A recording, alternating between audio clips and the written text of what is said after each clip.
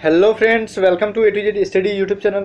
Guys देखिए, अगर आप नेवी एमआर की प्रिपरेशन कर रहे हैं तो आपके लिए एक बहुत ही गुड न्यूज़ है, क्योंकि मैंने आपके लिए एक्सपेक्टेड क्वेश्चन आज से जो है स्टार्ट कर दिया छापने के लिए। ठीक है, तो एग्जाम में कितने सारे एक्सपेक्टेड क्वेश्चन है मैं आपको अभी से अलग करने जा रहा हूँ। ठीक है, अलग करके आपको डेली 25 क्वेश्चन दूंगा।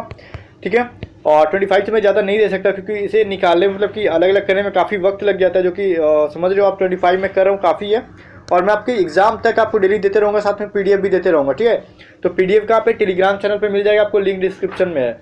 और आप एसएसआर और डबल एक एग्जाम की तैयारी कर रहे हो, फिर भी इस सारी वीडियोस को देखना। मैं गारंटी देता हूँ कि एग्जाम देखिए आओगे तो आपके जीके के सेक्शन से बहुत सारे क्वेश्चन जो टच करेंगे। फिलहाल एमआर के लिए तो स्पेशल है, बाकी एयरफोर्स ग्रुप आई के रगा के लिए कर रहे हो फिर भी आपको काम आएंगे। क्योंकि ऐसा ना हो कि एग्जाम देने के बाद आप ये मत पछतावा करना कि मुझे नेवी एमआर के वीडियोस को देख लेना चाहिए था।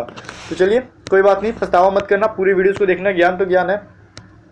और चलिए से स्टार्ट करते हैं। और गई देखिए, सारे क्वेश्चन में मैं आपको ऑप्शन नहीं दूंगा, बल्कि एक्सपेक्टेड क्वेश्चन है, मैं आपको पूरे 25 कर रहा हूँ और अच्छा से इसका क्या डिस्कस करेंगे हर एक क्वेश्चन के ऊपर। अब देखिए, सबसे फर्स्ट क्वेश्चन हमारा क्या है, किसी मनुष्य का पृथ्वी पर भार 600 न्यूटन है, तब चंद्रमा पर उसका भार कितना होगा।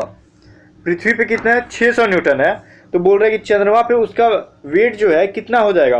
तो देखिए, अगर पृथ्वी पे से अगर कोई व्यक्ति चंद्रमा पे जाता है तो उसका वेट 1/6 हो जाता है पृथ्वी के किसके अपेक्षा में। मतलब अगर पृथ्वी पे उसका 600 है तो हम क्या 1/600 और 1/6 से क्या करेंगे, उसे इंटू करते हैं। देखो 1/6 कितना हो जाएगा, 100। तो मतलब क्या, उसका चंद्रमा पे वेट कितना हो जाएगा, 100 केजी, 100 न्यूटन। ठीक है, केजी नहीं, न्यूटन में होगा ये। अब देखो समझ गए आप बात पे। अगर आपका पृथ्वी पे जितना भी वेट है, मान लो 1 केजी पृथ्वी पे है, चंद्रमा पे कितना हो जाएगा 1/6। अगर 2 केजी पृथ्वी पे है तो चंद्रमा पे कितना होगा 2/6 इक्वल टू 1/3। बात समझ में आया, जो भी है 1/6 से उसे गुना कर देना। चलो अब नेक्स्ट क्वेश्चन हम देखते हैं।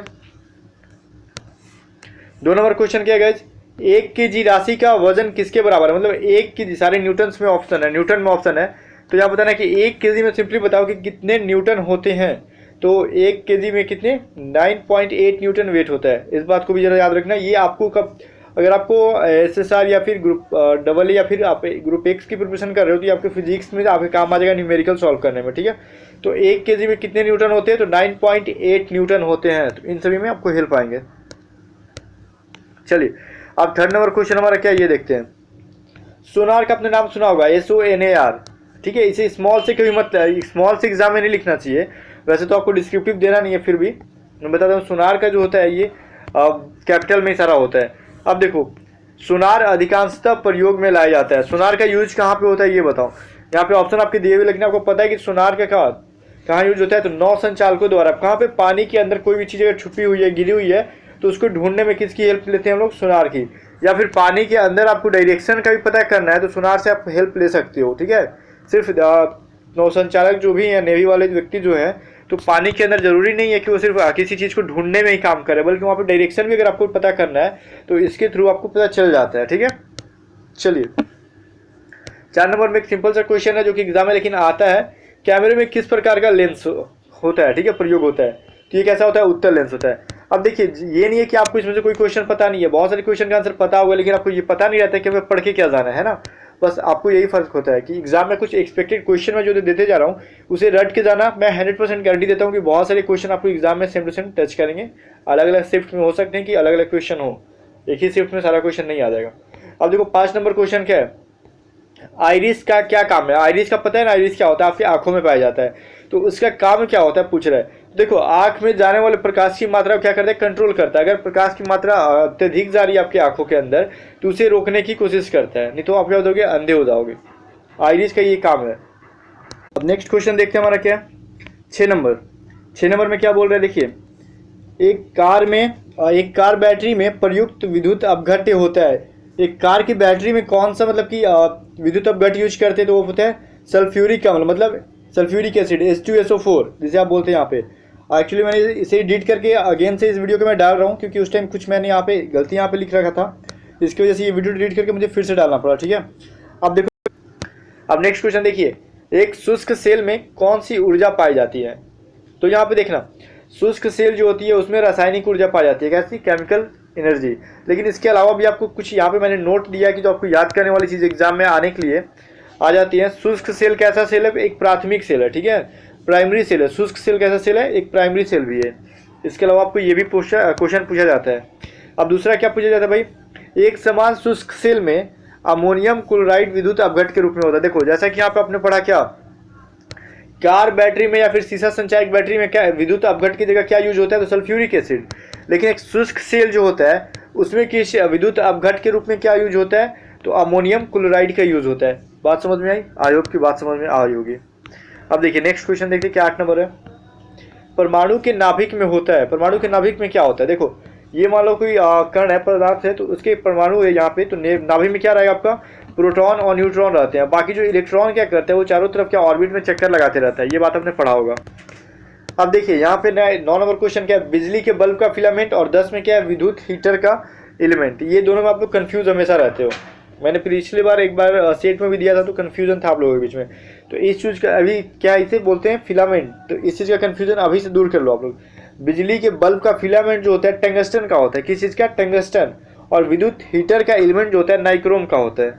और इसके साथ साथ विद्युत हीटर बोला जाए या फिर इलेक्ट्रिक आयरन जो होता है, विद्युत आयरन जो होता है, उसमें भी नाइक्रोम ही रहता है। आप लोग बोलते हो टंगस्टन होता है, टंगस्टन बस बिजली की जो क्या है बल्ब का फिलामेंट है उसमें क्या है टंगस्टन, लेकिन विद्युत हीटर रहे या फिर आपको विद्युत आयरन भी यहाँ पे रहे तो वहाँ पे नाइक्रोम ही आंसर होगा। उसका एलिमेंट क्या होता है? नाइक्रोम का ही बना होता है।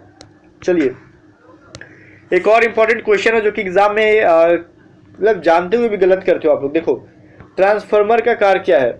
तो इसका एक्चुअली आंसर होता है एसी वोल्टता को घटाने या फिर बढ़ाने का कार्य, ठीक है, मतलब वो सिर्फ एसी पर ही कार्य करता है। यहाँ पे फिर एग्जाम में एक ऑप्शन जो रहता है डीसी को एसी में परिवर्तित करता है, लिखा है यहाँ पे, कंफ्यूजन होता है। तो ये जो गलती होगा मैंने क्रॉस किया कि ये नहीं होता है, ये आंसर मत करना। डीसी को एसी में कभी भी क्या करता है? चेंज नहीं करता है, ठीक है। इसका ट्रांसफॉर्मेशन जो होता है ट्रांसफार्मर नहीं करता है डीसी को एसी में या फिर एसी को डीसी में नहीं करता है। वो क्या करता है? सिर्फ एसी की वोल्टता जो है घटाने या फिर बढ़ाने काम किया जाता है। देखते हो ट्रांसफार्मर का क्या काम है? एक जगह लगा दिया जाता है, उसका पावर कुछ भी हो, फिर आपके घरों तक उस ट्रांसफार्मर के माध्यम से क्या होता है, आपने गांव में या फिर घर में देखा होगा, और बहुत सारे तारों को क्या बिछाकर वहां से आपके घरों तक बिजली सप्लाई की जाती है। मतलब वहां से क्या होता है, डिवाइड हो जाता है, कितना हमें कितना वोल्ट भेजना है आपके घरों तक, वो वहां पे डिसाइड किया जाता है। चलिए अब 12 नंबर देखिए, रेडियो धर्मिकता का यूनिट क्या है?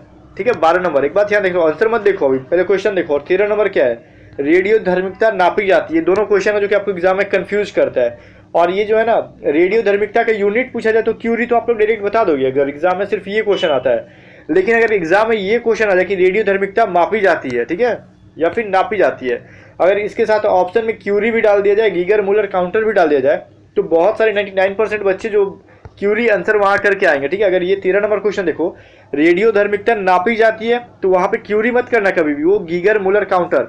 नापी जाती किस चीज से? ये जो एक गैजेट है, यंत्र है, ठीक है, तो गीगर मूलर काउंटर जो है जैसे एक कैलकुलेटर है, आप लोग जोड़ते हो, ठीक है, मान लो कैलकुलेटर क्या एक गैजेट है, वो एक यंत्र है ना, वैसे ही क्या है गीगर मूलर काउंटर भी क्या है कि यंत्र है, गैजेट है, उससे रेडियो धर्मिकता को क्या मेजर की जाती है, मापी जाती है। और एक क्यूरी जो है ये यूनिट है, ठीक है, इसे रखा गया है यूनिट, ये रेडियो धर्मिकता का यूनिट है क्यूरी। और नापने वाला गैजेट कौन सा है? तो गीगर मूलर काउंटर। तो ये एग्जाम में मत कर देना कि रेडियो धर्मिकता नापी जाती है क्यूरी से, तो ऐसा एग्जाम में मत करना आप लोग, ठीक है, ये यूनिट है उसका, इस बात को जरा याद रखना। मैं बार बार बोल रहा हूँ ताकि एग्जाम में गलती होती है आप लोगों से। अब नेक्स्ट क्वेश्चन देखिए, अम्ल वर्षा का पीएच मान होता है। अम्ल वर्षा का पीएच मान मतलब क्या? Acid rain. इसमें पीएच मान इसका क्या होता है? 5.5 या कम। या कम का मतलब मैंने क्यों लिखा? क्योंकि देखो कभी कभी होता है क्या कि वायुमंडल में आपके जहाँ पे पोल्यूशन होगा वहाँ पे सल्फ्यूरिक एसिड या फिर नाइट्रस ऑक्साइड का जो भी है क्वांटिटी अगर कम है, तो हो सकता है कि उस पर डिपेंड करता है इसका पीएच मान। लेकिन जब भी होगा तो 5.5 होगा या फिर इससे कम होगा, इससे ज़्यादा मत बढ़ना कभी भी। अदरवाइज आपके एग्जाम में 5.5 भी रहेगा या फिर डायरेक्ट ऐसे ही लिखा रहेगा 5.5 या फिर कम, अम्ल वर्षा। अब मैंने एसिड रेन का पीएच मान क्यों दिया आपको, ये समझ लो। देखो अभी तक एग्जाम में बहुत सारे क्वेश्चन का मतलब जो है चीज़ों का पीएच मान पूछ चुका है, फिलहाल अभी तक एसिड रेन को नहीं पूछा गया है। तो इसका मतलब ये नहीं है कि एसिड रेन को कभी पूछा नहीं जा सकता, ठीक है, हो सकता है कि अगला टारगेट ये रख दिया जाए। तो इसलिए पीएच वैल्यू को जो इंपॉर्टेंट है वो लोग आप लोग याद कर लो। अगर आपको नहीं आपके पास है तो मैं कोशिश करूँगा कि एग्जाम से पहले आप लोग को प्रोवाइड कर दूँ, ठीक है। तो पीएच मान को याद करना जरूर, जितने भी हैं इंपॉर्टेंट, क्योंकि एक क्वेश्चन तो नेवी एमआर में 100% आते हैं। अब देखिए 15 वाले क्वेश्चन क्या है, 80% से अधिक कोशिका में पाए जाने वाले पदार्थ। ऊपर तो आपने फिजिक्स केमिस्ट्री पढ़ा, आप थोड़े बायो से पढ़ते, क्योंकि बायो से भी कुछ क्वेश्चन आते हैं, ऐसी बात नहीं कि बायो से नहीं आते हैं, क्योंकि वहाँ पे देखते हो कि साइंस और जीके जी अलग दोनों आते हैं। साइंस से भी क्वेश्चन अलग से रहता है और जीके जी से भी क्वेश्चन अलग से रहता है, चाहे एसएसआर ले लो, डबल ए ले लो, या फिर आप यहाँ पे एमआर ले लो। तो उसमें जीके जी में क्या हो जाएगा आपका, या फिर साइंस में तो आपका ये हो जाएगा बायो से भी क्वेश्चन हो जाएगा। हो सकता है कि बायो से कम क्वेश्चन है, लेकिन एक दो क्वेश्चन पूछ दिए जाते हैं। अब देखो 15 नंबर में क्या है, 80% से अधिक कोशिका में पाए जाने वाले पदार्थ क्या है, वो जल है। हमारे शरीर के जो सेल होता है उसमें 80% से अधिक क्या पाया जाता है, या फिर 80% क्या, तो वाटर भी मिलता है वहाँ पे। चलिए अब ये सवाल विज्ञान क्या है, सवालों के अध्ययन को क्या कहते हैं, एल्गोलॉजी। ठीक है, ये एग्जाम में सवाल विज्ञान रेयर केस में मिलता है। एक्चुअली क्या होता है, हिंदी में क्या एल्गोलॉजी लिख देते हैं, ये ऐसे ही करके लिख देते हैं एल्गोलॉजी। ठीक है, तो इसको हिंदी में एल्गोलॉजी को एल्गोलॉजी लिखेंगे, इंग्लिश का स्पेलिंग नहीं लिखते हैं। तो इस बात को याद रखना, सवाल विज्ञान ना के बराबर आपको ऑप्शन में मिलेगा। सवालों के अध्ययन को क्या कहते हैं, तो एल्गोलॉजी। अब देखिए 17 नंबर क्या है, पोलियो वैक्सीन मतलब पोलियो टीका खोज किसके द्वारा की गई थी। ये क्वेश्चन भी बार बार आता है, ठीक है, तो इसलिए आपको याद कर लेना। ये जो है जॉन सॉल्क के द्वारा, सॉल्क भी याद कर लो, क्योंकि यहाँ पे जॉन को छोड़ के सिर्फ सॉल्क ही पूछ दिया जाता है कभी कभार एग्जाम में। तो पूरा नाम ये जॉन सॉल्क, लेकिन सॉल्क याद रखना। पोलियो टीका सॉल्क के द्वारा क्या की थी, खोज की गई थी। चलो अब देखो, किस देश में सर्वाधिक पशुधन पाए जाते हैं, कहने का मतलब पशु सबसे ज्यादा किस देश में, तो ये अपने देश में है, भारत में ही है। ये तो आई थिंक आपको याद रहेगा। अब बताओ चेचक जिसे स्मॉल पॉक्स के नाम से जानते हैं, वो होने का कारण क्या है, इसका कौन सा वायरस से होता है। ये एक वायरल बीमारी है, वायरस की वजह से होता है। तो वायरस का नाम क्या है, वेरिओला वायरस। ये याद रखना कि चेचक किससे होता है, तो वायरस से होता है। तो कौन से वायरस से होता है, तो वेरिओला वायरस से होता है, ये भी याद रखना होगा आपको एग्जाम में। अब 20 नंबर क्वेश्चन देखो, मानव शरीर का सबसे बड़ा अंतःस्रावी ग्रंथि, सबसे बड़ा ग्रंथि पूछ रहा है ना, ये थायराइड ग्रंथि है, सॉरी थायराइड ग्रंथि है, जो कि आपके गले में पाया जाता है। कहाँ पाया जाता है, गले में। अगर आयोडीन की कमी होती है तो ये इसमें सूजन आ जाता है। ठीक है, ये देखो नेक्स्ट क्वेश्चन, सबसे बड़ी ग्रंथि थी और सबसे छोटी ग्रंथि क्या है, तो आपका मानव शरीर में सबसे छोटी अंतःस्रावी ग्रंथि कौन सी, तो पीयूष ग्रंथि है। ठीक है, मास्टर ग्लैंड कहते हैं, फिर पिट्यूटरी ग्लैंड कहते हैं, जो आपके मस्तिष्क के अंदर पाई जाती है। ठीक है, आपके दिमाग के अंदर पाई जाती है मस्तिष्क, मतलब कौन सी, पीयूष ग्रंथि सबसे छोटी है, या फिर इसको इंग्लिश में क्या आप फिर बोलो मास्टर ग्रंथि, मास्टर ग्रंथि या फिर मास्टर ग्लैंड बोल सकते हो। ग्लैंड इंग्लिश हो गया, ग्रंथि हिंदी हो गया, या फिर आपका पिट्यूटरी ग्रंथि इसे ही बोला जाता है।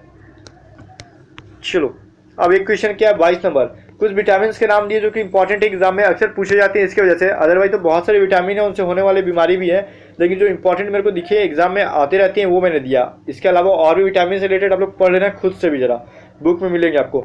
विटामिन ए की कमी से होने वाली क्या है, रतौंधी, और विटामिन B1 की कमी से बेरी, ये सभी रिपीटेड क्वेश्चन है। विटामिन सी की कमी से स्कर्वी होती है। ठीक है, चलो रिपीटेड थे इसलिए मैंने उसे दे दिया, अब बाकी इसके अलावा और भी आप पढ़ सकते हो। 23 नंबर देखो, अस्थि या फिर बोन इंग्लिश में बोलते हो, या फिर दांत तीत किससे बने होते हैं, तो ये कैल्शियम और फास्फोरस दोनों से मिलकर बने होते हैं। सिर्फ कैल्शियम आंसर मत कर देना, ऑप्शन में सिर्फ कैल्शियम भी आपको एग्जाम में दे दिया जाएगा, दे दिया जा सकता है। ठीक है, तो कैल्शियम सिर्फ मत करना है, कैल्शियम और फास्फोरस दोनों से मिलकर बनता है हमारा क्या बोलते हैं उसे, बोन हो या फिर तीत हो, दोनों मिला के। अब देखो हमारे शरीर में नमक की मात्रा कितनी होती है, ये पूछा जाएगा। तो 0.4%, कितना नमक की मात्रा कितनी होती है पूरी हमारी बॉडी के अंदर, तो 0.4%, और पानी की मात्रा तो 80%। अब लास्ट क्वेश्चन क्या आज के लिए, हमारा लास्ट क्वेश्चन है पीतरस। देखो ये लास्ट क्वेश्चन जो मैंने एक बार सेट में कुछ आप लोगों से सॉरी गलती हो गया था वहां पे। पीतरस क्या होती है, उत्पन्न कहाँ होती है, बाइडूस, तो ये उत्पन्न होती है यकृत से आपके। ठीक है, लेकिन जमा होता है पित्ताशय में। मैंने वहाँ पे बोल दिया था आपको कि उत्पन्न पित्ताशय से होता है, लेकिन वहाँ पे कुछ गलती हो गया था। ठीक है, अभी याद करो ना, उत्पन्न होती है यकृत में और जमा होती है पित्ताशय में। ठीक है, मैं मौका खोज रहा था कि कभी इसका सही कराऊं, आज मौका मिल गया, मैं आपको बता देता हूँ। पितरस कहाँ से, बाइल जूस प्रोड्यूस होती है यकृत में और स्टोर होती है कहाँ, पित्ताशय में। Thank you friends, I hope कि वीडियो आपको पसंद आया होगा। और इस वीडियो के जो भी आपके ये क्वेश्चंस के आपके PDF मैं टेलीग्राम चैनल पे जस्ट आपके वीडियो प्रमोट करने के 2 या 3 घंटे बाद डाल दूंगा, तो वहाँ से आप लोग देखना। वीडियो पसंद है तो लाइक जरूर करना, दोस्तों के साथ शेयर जरूर करना।